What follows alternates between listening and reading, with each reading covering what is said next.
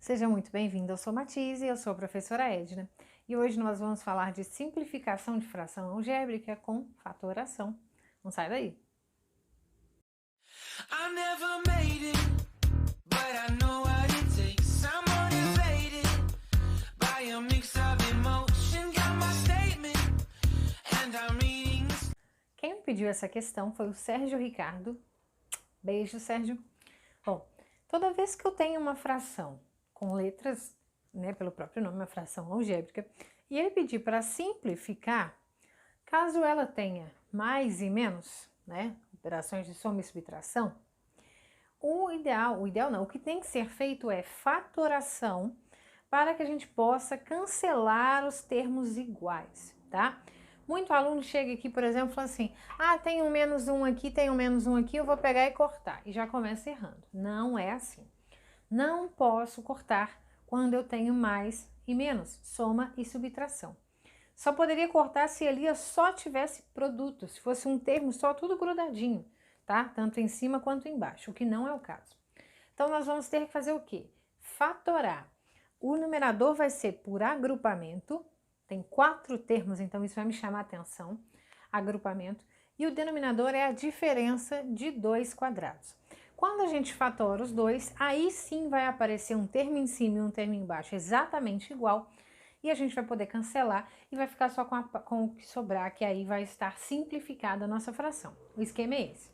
Então, para você que está, por exemplo, no 8º ano vendo isso, existem 4 fatorações principais. Não são as únicas, mas as que você vê no 8º ano, principalmente, são essas.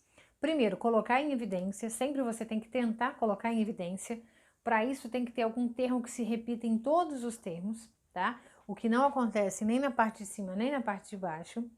Segunda, agrupamento, que é quando tem normalmente 4 casos, 6, 8 monômios, 6 monômios, 4 monômios, tá? Agrupamento, ele tem uma quantidade fixa de termos, de monômios.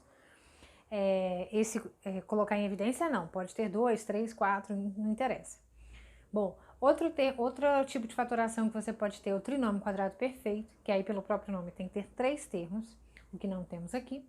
E a diferença de 2 quadrados, pelo próprio nome, 2 números elevados ao quadrado, tá? Mas aqui, por exemplo, só tem o m elevado ao quadrado, mas eu posso pensar que esse 1 está elevado ao quadrado. Afinal, 1 ao quadrado é 1, porque 1 vezes 1 é 1. Então, ali embaixo eu tenho um caso mais fácil de fazer, que é a diferença de 2 quadrados. Na parte de cima eu tenho um agrupamento. Geralmente as pessoas não gostam muito desse agrupamento não, mas não é difícil, tá? Vamos lá. Bom, como que eu vou fazer esse agrupamento?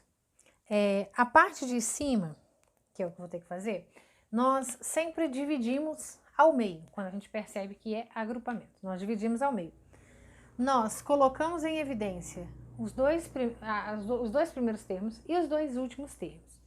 Bom, pensando então aqui, nesses nossos 2 primeiros termos, eu vou colocar aqui, eu tenho mx mais m, tá? Esse m aqui eu posso falar que é m vezes 1, o que também não altera nada, porque m vezes 1 é 1 mesmo.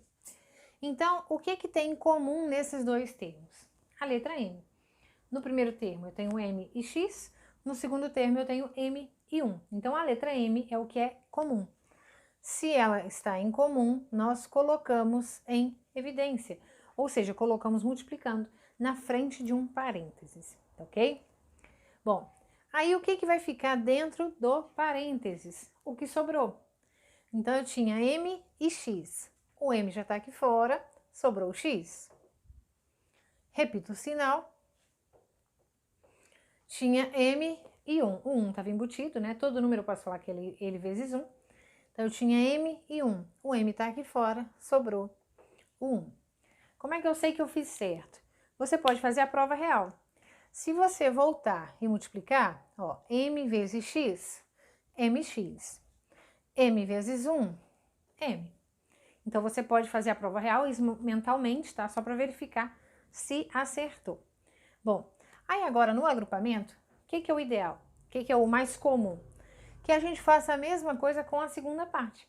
Porém, a nossa segunda parte não tem nada em comum. Eu só tenho x e só tenho uma letra, outra número. Quando não tem nada em comum, nós colocamos o número 1 em evidência. Afinal, como eu coloquei esse 1 aqui, ó, todos os termos eu posso falar que é ele vezes 1, porque não altera.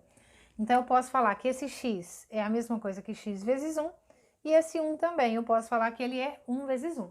Então, o que tem em comum ali? O número 1. Então, nós colocaríamos aqui o número 1 em evidência, e o sinal também é o mesmo, então menos e menos. Então, nós também vamos colocar esse sinal em evidência, tá? Por quê?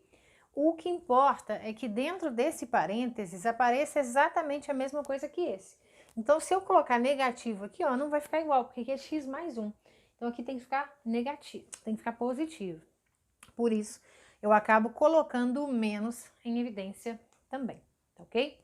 Então, ó, x vezes 1. 1 já tá aqui fora, ainda tem o x. 1 vezes 1, já tenho 1, falta 1. E aqui dentro, eu vou ter que colocar um mais. Por quê? Lembrando da prova real que eu acabei de falar na outra parte. Se eu faço menos 1 vezes x, menos x.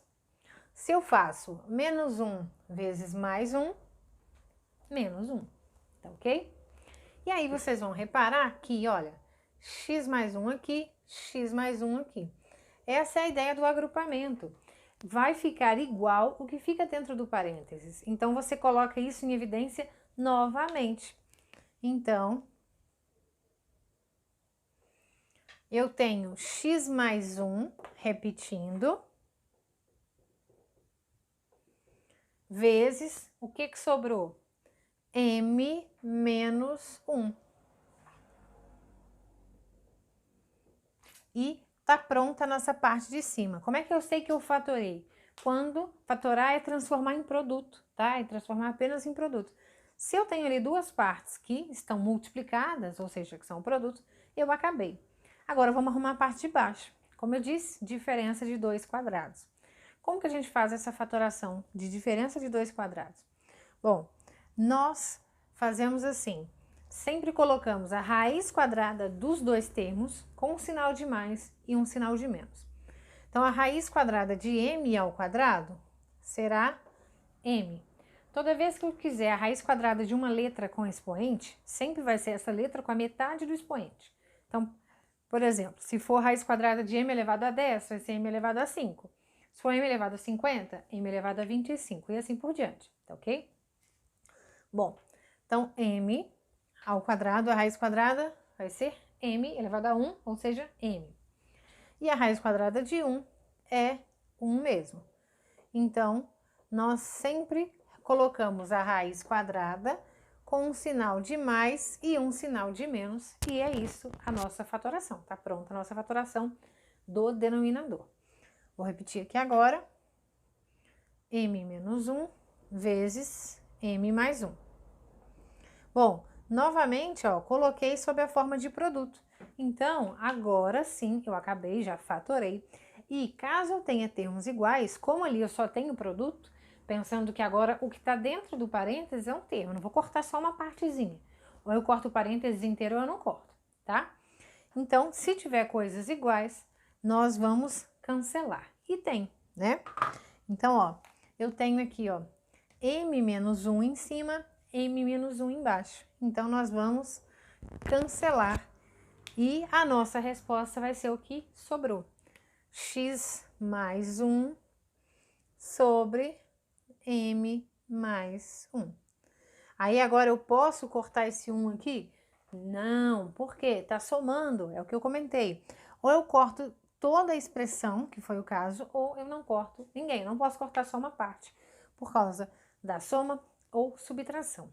Então, é isso, Sérgio. Sua resposta, x mais 1 dividido por m mais 1. Espero muito que você tenha gostado. Se inscreva no canal se você não é inscrito, combinado? Beijo novamente. Tchau!